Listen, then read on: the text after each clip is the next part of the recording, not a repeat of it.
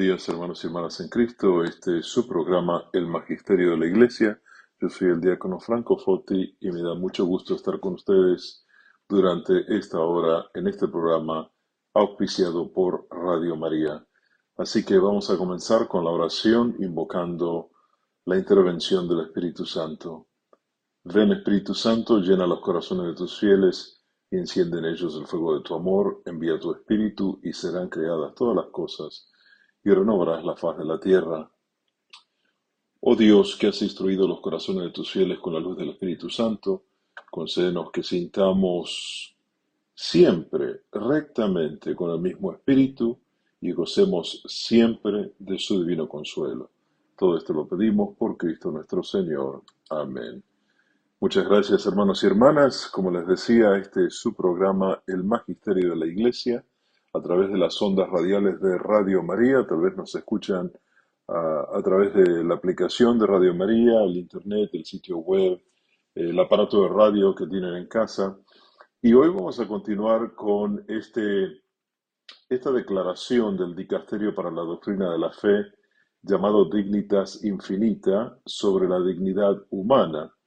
Es una declaración que emitió este dicasterio, por supuesto, con la aprobación del Papa Francisco, y ya hemos hablado en los últimos dos programas sobre este documento y lo estamos estudiando juntos para ver qué significa todo esto.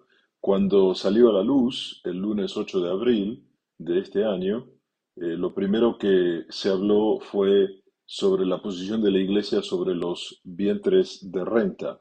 Y sí, es un tema que se toca en este documento y no hemos llegado ahí todavía, pero obviamente hay varios temas que atañen a lo que es la dignidad del ser humano. Y la semana pasada estuvimos hablando, o habíamos comenzado a hablar, sobre algunas violaciones graves a la dignidad humana y hemos, por supuesto, hablado de la pobreza, la guerra, el trabajo de los inmigrantes, la trata de personas. Y hoy vamos a comenzar con el punto 43, que se refiere a los abusos sexuales, y vamos a seguir viendo diferentes temas que afectan a la dignidad del ser humano. El punto 43 dice, la profunda dignidad inherente al ser humano en su totalidad de mente y cuerpo nos permite comprender también por qué todo abuso sexual deja profundas cicatrices en el corazón de quienes lo sufren. Estos están, de hecho, heridos en su dignidad humana. Se trata de sufrimientos que pueden llegar a durar toda la vida y a los que ningún arrepentimiento puede poner remedio. Este fenómeno está muy difundido en la sociedad, afecta también a la Iglesia y representa un serio obstáculo para su misión. De ahí su inquebrantable compromiso de poner fin a cualquier tipo de abuso, empezando desde dentro.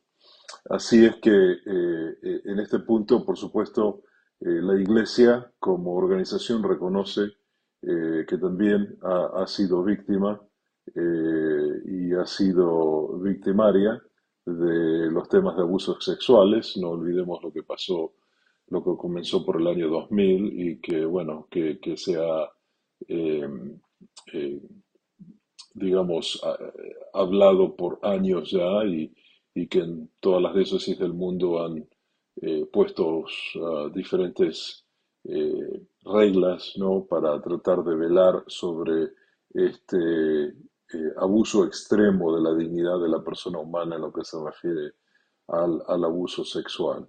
Entonces, como bien dice este documento, empezando desde dentro, la Iglesia tiene que defender la dignidad de la persona humana condenando cualquier tipo de abuso sexual. Muy bien, el próximo punto habla sobre las violencias contra las mujeres. Y dice, la violencia contra las mujeres es un escándalo global, cada vez más reconocido. Aunque de palabra se reconoce la igual dignidad de la mujer, en algunos países las desigualdades entre mujeres y varones son muy graves e incluso en los países más desarrollados y democráticos, la realidad social concreta atestigua que a menudo no se reconoce a la mujer la misma dignidad que al varón. El Papa Francisco subraya este hecho cuando afirma que la organización de las sociedades en todo el mundo todavía está lejos de reflejar con claridad que las mujeres tienen exactamente la misma dignidad e idénticos derechos que los varones. Se afirma algo con las palabras, pero las decisiones y la realidad gritan otro mensaje. Es un hecho que doblemente pobres son las mujeres que sufren situaciones de exclusión, maltrato y violencia porque frecuentemente se encuentran con menores posibilidades de defender sus derechos. Y claro, dentro de esto tal vez nuestra mente viaja a países, por ejemplo, de orientación musulmana, ¿no? Donde la mujer realmente es considerada propiedad del esposo y está en un segundo plano, ¿no? Ustedes seguramente han visto como yo en las imágenes de la televisión, cómo en estos países donde se, se sigue la ley del Islam con bastante rigor, se ven a las mujeres totalmente cubiertas, ¿no? Y también en otros lados, tal vez no tan cubiertas, ¿no? En el rostro, pero tienen algún tipo de ah, cubierta sobre la cabeza, ¿no? Que, bueno, que hace que de alguna manera refleje esa sumisión al poder del hombre. Y por supuesto, esto es algo que no solamente ocurre en esos países, pero como dice el documento, aún en los países desarrollados y democráticos, todavía existe eso, ¿no? En nuestro país, aquí en los Estados Unidos, tal vez no se ve a menudo, pero ocurre, ¿no? Y si vamos a los países de Latinoamérica, es un poco más pronunciado el tema de el hombre sometiendo a la mujer, ¿no? A un rol puramente servil, ¿no? Donde la mujer realmente no tiene ninguna voz o voto en las decisiones familiares, ¿no? Y por supuesto también esto es algo que la Iglesia tiene que mirar desde dentro, ¿no? Porque la Iglesia también ha separado a la mujer, ¿no? Y sabemos de que hay conversaciones en el Vaticano sobre si las mujeres pueden ser ordenadas diáconos, y bueno, en alguna oportunidad también se habló de que las mujeres llegaran al sacerdocio, ¿no? Y por supuesto en las religiones protestantes eso ya ha ocurrido, ¿no? Pero en la Iglesia Católica todavía no se le ha dado a la mujer el lugar que se merece. Por supuesto, estamos mucho mejor que hace tal vez 50 años atrás. Ahora en nuestras parroquias vemos a las mujeres participando activamente de la liturgia y inclusive el Papa Francisco ha emitido un documento en el que él permite que tanto mujeres y hombres adultos aspiren al ministerio del acolitado, que es el servicio en el altar, asistiendo al diácono y al sacerdote. Y ese ministerio antes era reservado solamente para aquellos hombres que se preparaban para recibir el sacramento del orden, pero ahora ese ministerio está abierto a cualquier laico. Así que hemos avanzado, por supuesto, pero todavía tenemos camino que recorrer. Y realmente yo personalmente me siento muy motivado por el esfuerzo del Papa Francisco de darle el lugar a la mujer que se merece. Muy bien, el punto 45 sigue con este tema de la violencia contra la mujer, diciendo ya San Juan Pablo II reconocía que aún queda mucho por hacer para que el ser mujer y madre no comporte una discriminación. Es urgente alcanzar en todas partes la efectiva igualdad de los derechos de la persona y, por tanto, igualdad de salario respecto a igualdad de trabajo, tutela de la trabajadora madre, justas promociones en la carrera, igualdad de los esposos en el derecho de familia, reconocimiento de todo lo que va unido a los derechos y deberes del ciudadano en un régimen democrático. Las desigualdades en estos aspectos son distintas formas de violencia. Y por supuesto, mis queridos hermanos y hermanas, esto lo vemos en el terreno laboral, ¿no? Como aquí dice que tal vez se promocionan más a hombres que mujeres, ¿no? Pero hay muchas mujeres capaces que pueden hacer el trabajo. El otro día estaba mirando un documental y era de una escuela donde enseñaban a un grupo de estudiantes a cómo soldar el metal, cómo trabajar con el metal, ¿no? A altas temperaturas. Y había mujeres allí y les entrevistaron a las mujeres para preguntarles por qué se habían enrolado en ese programa y la verdad que los testimonios fueron muy importantes, ¿no? Porque dijeron que bueno, que ¿por qué no? La mujer realmente puede hacer el mismo trabajo del hombre, tal vez no podrá cargar algo muy pesado que un hombre puede cargar, pero con las máquinas y con las herramientas adecuadas, la mujer definitivamente puede hacer el mismo trabajo que hace el hombre, ¿no? Vemos, antes tradicionalmente había para ciertas carreras eran solamente hombres, ¿no? Como por ejemplo médicos, ¿no? La mayoría hombres, ¿no? Pero ahora se ven muchas mujeres que son médicos y dentistas, ¿verdad? Algo que antes no se veía tanto. Así que vamos bien, o sea, vamos por el camino correcto, dándole a la mujer el lugar que se merece, pero necesitamos seguir trabajando en el hecho de asegurarnos de que ninguna mujer sea víctima de violencia o discriminación. Eh, Muy bien, el punto 45 continúa diciendo eh, que el Papa Juan Pablo II también recordó que es hora de condenar con determinación, empleando los medios legislativos apropiados de defensa, las formas de violencia sexual que con frecuencia tienen por objeto a las mujeres. En nombre del respeto de la persona no podemos además no denunciar la difundida cultura hedonística y comercial que promueve la explotación sistemática de la sexualidad, induciendo a chicas incluso de muy joven edad a caer en los ambientes de la corrupción y hacer un uso mercenario de su cuerpo. Entre las formas de violencia ejercidas contra las mujeres, ¿cómo no mencionar la coacción al aborto, que afecta tanto a la madre como al hijo, tan a menudo para satisfacer el egoísmo de los varones? Y cómo no mencionar también la práctica de la poligamia, que, como recuerda el Catecismo de la Iglesia Católica, es contraria a la igual dignidad de mujeres y varones también, y también es contraria al amor conyugal, que es único y exclusivo. Este es un tema también que es bueno que comentemos, ¿no? El tema de el uso mercenario de su cuerpo, ¿no? Bueno, muchas mujeres eh, por una tentación económica deciden ir en ese terreno que es manejado exclusivamente por hombres, ¿no? Y que también es consumido altamente por hombres, ¿no? Eh, entonces, ¿cómo podemos hacer para que esto no ocurra, ¿no?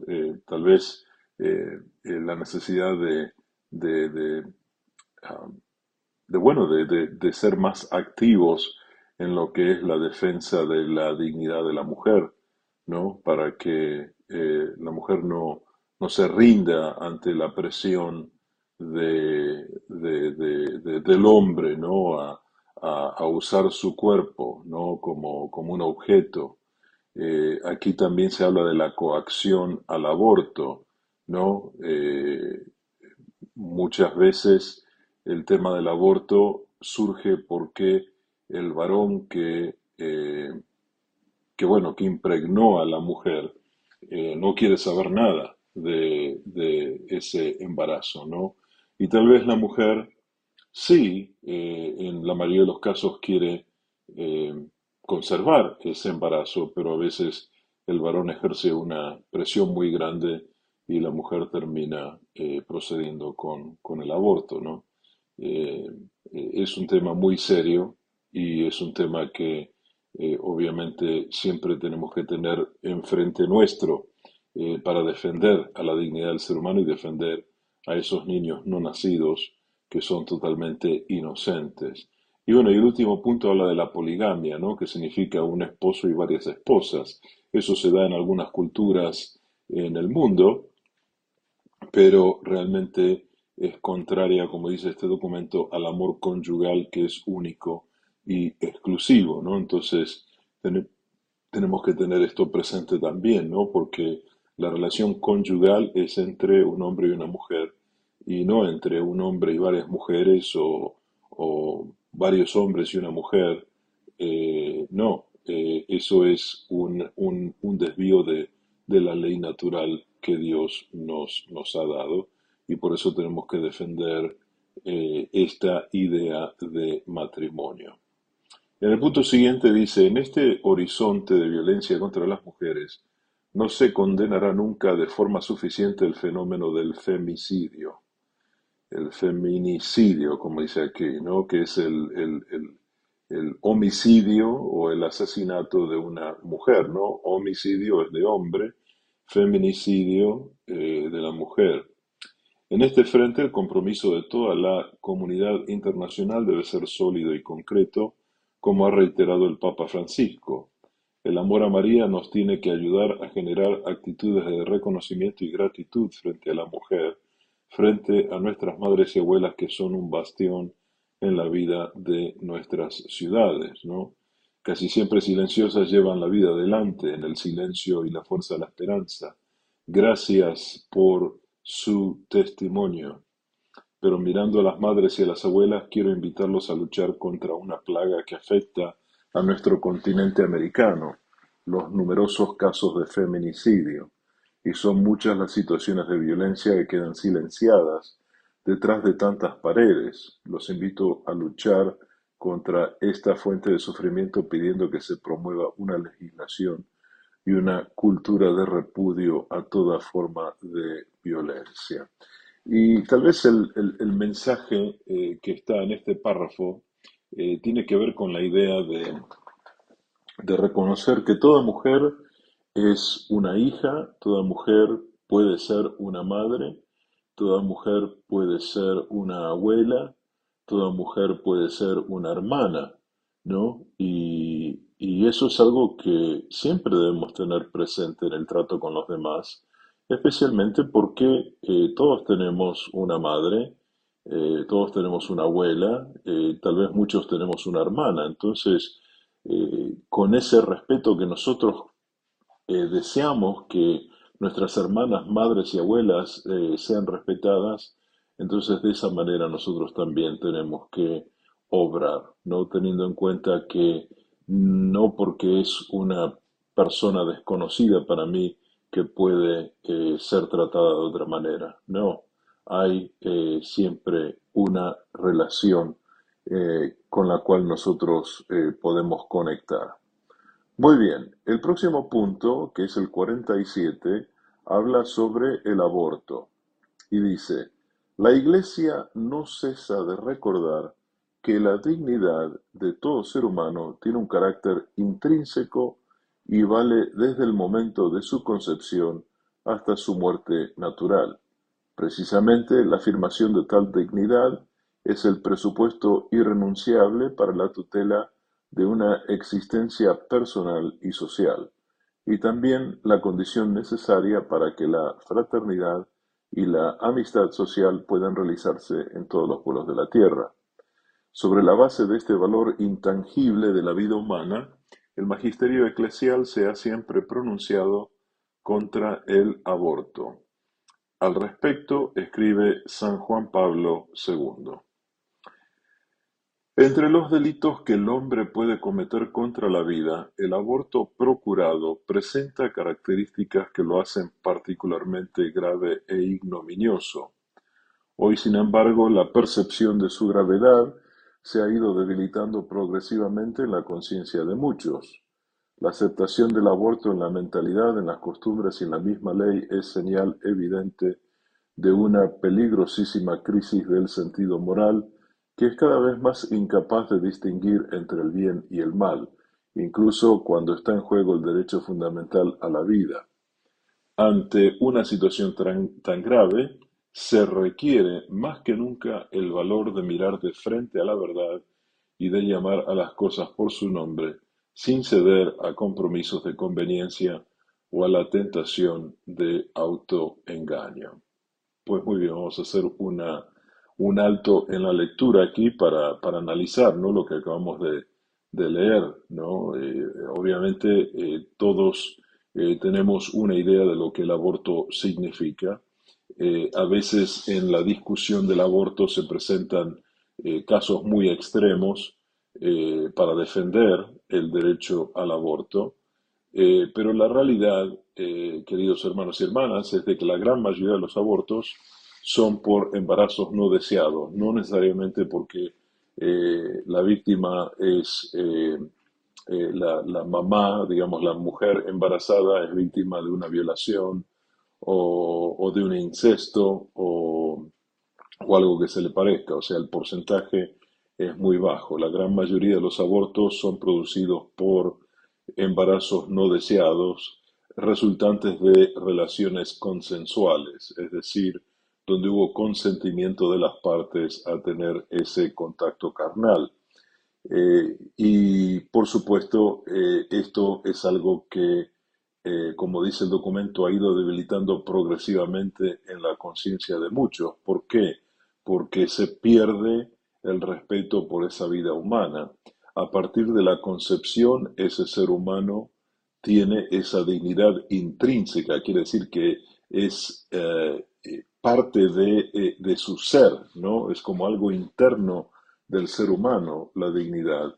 Y por supuesto, cuando se produce un aborto aquí, el Papa Juan Pablo II usó el término aborto procurado, es decir, es el aborto que se lleva adelante porque eh, se quiere terminar con ese embarazo, ¿no? No tiene nada que ver con el aborto espontáneo, ¿no? Donde sin ninguna intervención de la mamá o de otra persona, el embrión no se desarrolla, entonces hay algo que se produce que es digamos, la muerte del feto, ¿no? De ese ser humano en formación. Y que, bueno, una vez que eso se produce es necesario hacer también un procedimiento que es muy parecido al aborto, pero en este caso ya se hace con el ser humano ya que ha dejado de vivir. Eso es otra historia, ¿no?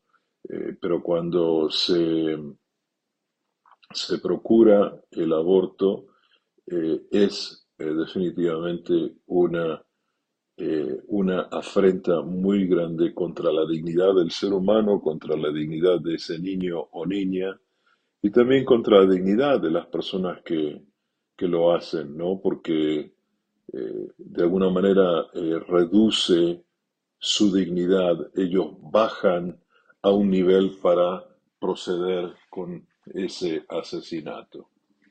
Muy bien, el documento dice,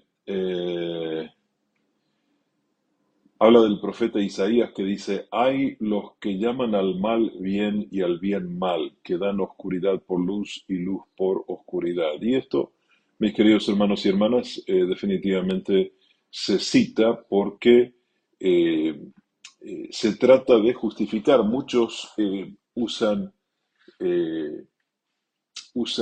se esfuerzan mucho en tratar de justificar la necesidad del aborto, ¿no? De que el aborto sea legal, que el aborto sea indiscriminado, que el aborto sea una decisión de la mujer, ¿no? Pero ¿quién defiende a ese niño que no tiene culpa de nada?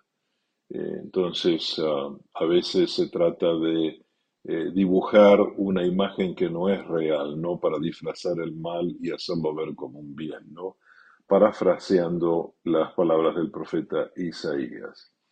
El documento dice precisamente en el caso del aborto se percibe la difusión de una terminología ambigua, como la de interrupción del embarazo, que tiende a ocultar su verdadera naturaleza y a atenuar su gravedad en la opinión pública. Quizás este mismo fenómeno lingüístico sea síntoma de un malestar o de las conciencias, pero ninguna palabra puede cambiar la realidad de las cosas. El aborto procurado es la eliminación deliberada y directa, como quiera que se realice, de un ser humano en la fase inicial de su existencia, que va de la concepción al nacimiento. El documento continúa diciendo: los niños que van a nacer son los más indefensos e inocentes de todos, a quienes hoy se les quiere negar su dignidad humana, en orden a hacer con ellos lo que se quiera, quitándoles la vida y promoviendo legislaciones para que nadie pueda impedirlo. Se deberá, por lo tanto, afirmar con total fuerza y claridad también en nuestro tiempo que esta defensa de la vida por nacer está íntimamente ligada a la defensa de cualquier derecho humano. Supone la convicción de que un ser humano es siempre sagrado e inviolable, en cualquier situación y en cada etapa de su desarrollo. Es un fin en sí mismo y nunca un medio para resolver otras dificultades. Aquí, con palabras muy elocuentes, se sigue afirmando la necesidad de defender estas vidas indefensas. El documento continúa diciendo: si esta convicción cae, no quedan fundamentos sólidos y permanentes para defender los derechos humanos, que siempre estarían sometidos a conveniencias circunstanciales de los poderosos de turno. La sola razón es suficiente para reconocer el valor inviolable de cualquier vida humana, pero si además la miramos desde la fe, toda violación de la dignidad personal del ser humano grita venganza delante de Dios y se configura como ofensa al Creador del hombre. Muy bien, muy elocuente esta parte del documento. Otro documento que muy fuertemente defiende a la vida. Y pienso que este último párrafo tenía un punto muy importante, que es: si nosotros no respetamos la vida desde ese momento, entonces, ¿cómo podemos respetar los demás derechos del ser humano? O sea, el derecho a la vida es el primer derecho que el ser humano tiene, y todo derivado de la dignidad de la persona humana. Muy bien. Vamos a ir a una pausa ahora y cuando regresemos vamos a hablar sobre la maternidad subrogada o los vientres de alquiler, y vamos a ver qué es lo que dice este documento sobre este tema. Así que por favor, permanezcan en sintonía, regresamos después de esta pausa. Muchas gracias. Estás escuchando el Ministerio de la Iglesia Adventista del Séptimo Día.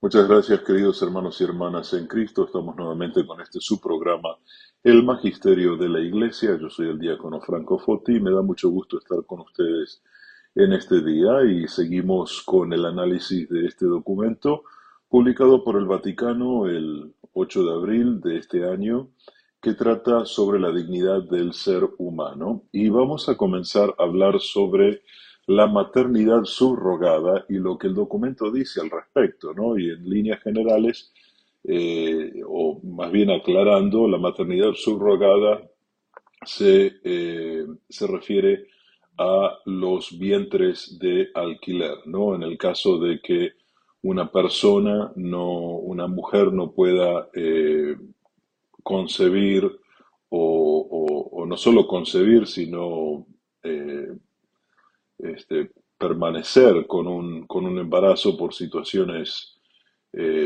específicas de esa persona. Entonces a veces se realiza lo que se llama la inseminación artificial y se introduce ese óvulo fecundado, o mejor dicho, el embrión, en el vientre de una mujer que sí puede llevar adelante un embarazo, y al nacer el niño se lo entrega a la persona bueno, que no podía, eh, digamos, sostener un embarazo por alguna razón u otra, ¿no? Y bueno, vamos a ver qué dice el documento al respecto. Dice, la Iglesia también se posiciona en contra de la práctica de la maternidad subrogada, mediante la cual el niño, inmensamente digno, se convierte en un mero objeto. A este respecto, las palabras del Papa Francisco son de una claridad única. El camino hacia la paz exige el respeto de la vida, de toda vida humana, empezando por la del niño no nacido en el seno materno, que no puede ser suprimida ni convertirse en un producto comercial. En este sentido, considero deplorable la práctica de la llamada maternidad subrogada, que ofende gravemente la dignidad de la mujer y del niño y se basa en la explotación de la situación de necesidad material de una madre. Un hijo es siempre un don y nunca el objeto de un contrato. Por ello, hago un llamamiento para que la comunidad internacional se comprometa a prohibir universalmente esta práctica. Pues este párrafo es muy directo, eh, realmente no necesita demasiada aclaración. Se implica aquí de que la persona que ofrece su vientre lo hace por dinero. Eh, no, no estoy muy familiarizado con el tema para ver de qué tipo de dinero se está hablando, pero es definitivamente algo antinatural, ¿no? Porque aunque el embrión sea el producto de la fecundación de un óvulo con eh, lo que ofrece el hombre, eh, todo el trabajo de maternidad lo hace una tercera persona. Entonces, ¿quién es la verdadera madre del niño, no? Eh, Se ha dado casos, no sé si hay muchos, pero se han dado algunos casos en que la mujer que renta su vientre no ha querido, eh, digamos, entregar al niño que tuvo en su vientre por 9 meses, ¿no? Y todo esto no es natural, ¿no? Porque todo se hace de acuerdo a los avances científicos. Pues muy bien, vamos a ver el punto siguiente. Dice, la práctica de la maternidad subrogada viola ante todo la dignidad del niño. En efecto, todo niño, desde el comienzo, desde el momento de su concepción, de su nacimiento, y luego al crecer como joven, convirtiéndose en adulto, posee una dignidad intangible que se expresa claramente, aunque de manera singular y diferenciada en cada etapa de su vida. Por lo tanto, el niño tiene derecho, en virtud de su dignidad inalienable, a tener un origen plenamente humano y no inducido artificialmente, y a recibir el don de una vida que manifieste al mismo tiempo la dignidad de quien la da y de quien la recibe. El reconocimiento de la dignidad de la persona humana implica también el reconocimiento de la dignidad de la unión conyugal y de la procreación humana en todas sus dimensiones. En este sentido, el deseo legítimo de tener un hijo no puede convertirse en un derecho al hijo que no respete la dignidad del propio hijo como destinatario del don gratuito de la vida. Pues yo veo como este punto puede ser debatido, especialmente por aquellas personas que eh, realmente no ponen tanto peso en lo que es la unión conyugal y la procreación. Más bien se basan en el deseo de una mujer y de un hombre de poder tener un hijo concebido artificialmente y porque, bueno, la concepción se lleva a cabo en un laboratorio y el embarazo es sostenido por una mujer que no tuvo parte de esa unión conyugal. Entonces, definitivamente es algo que puede discutirse y bastante, Pero bueno, aquí el Papa y la oficina que publicó este documento son muy claros en darle valor a lo que es la unión conyugal y a la procreación humana y no basarse en métodos inducidos artificialmente. Muy bien, el próximo punto dice, la práctica de la maternidad subrogada viola al mismo tiempo la dignidad de la propia mujer que se ve obligada a ello o decide libremente someterse. Con esta práctica, la mujer se desvincula del hijo que crece en ella y se convierte en un mero medio al servicio del beneficio o el deseo arbitrario de otros. Esto se contrapone totalmente con la dignidad fundamental de todo ser humano y su derecho a ser reconocido siempre por sí mismo y nunca como instrumento para otra cosa. En otras palabras, mis queridos hermanos y hermanas, la dignidad de la mujer que ofrece su vientre es disminuida a través de esto, ¿no? Y como les decía anteriormente, o sea, de quién es verdaderamente madre el niño, ¿no? Bueno, lo podemos debatir, ¿no? Pero aunque esa mujer que lleva al niño 9 meses en su vientre no es la madre que procrea, ¿no? Porque el óvulo pertenece a otra mujer. Todo ese proceso de gestación, por supuesto, yo pienso que tiene mucho que ver en la relación entre la mujer y ese niño que va creciendo en el vientre, porque para el niño esa es la madre. Eh, Así que podríamos estar hablando mucho tiempo sobre esto, pero es un tema bastante complicado y vemos cada vez más que esto se practica y se practica mucho. Muy bien, ahora vamos a hablar sobre otro tema controversial que es la eutanasia y el suicidio asistido. Eh, Antes de comenzar a leer, solamente para aclarar, la eutanasia es el finalizar la vida de una persona que no tiene esperanza de recuperarse, ¿no? O una persona que tal vez por su edad no se espera de que pueda vivir mucho tiempo más. Entonces se toma la decisión de alguna manera, matar a la persona, ¿no?